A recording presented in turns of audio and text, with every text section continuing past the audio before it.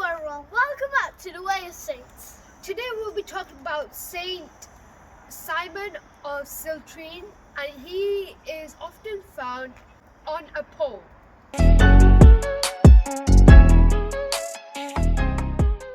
Symeon was born into a shepherd's family in Syria, and one thing we should know about him was that he was a very good faster.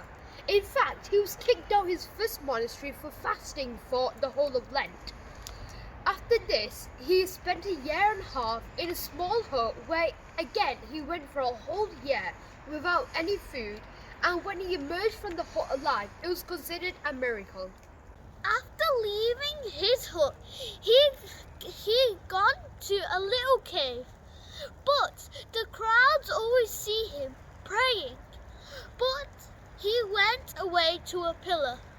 While living on top of the pillar, his only sustenance came from the boys from the village who climbed up there sometimes and gave him bread and milk.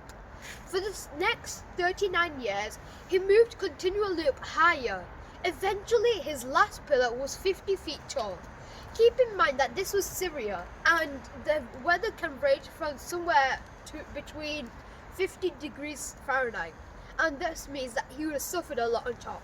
Symeon eventually passed away on his pillar. After his death, many worshippers followed his example, and after a while, seeing Christians atop his pillars was a very common sight in Syria. These days, Syrian still holds the Guinness World Record for the longest time sat on top of a pillar.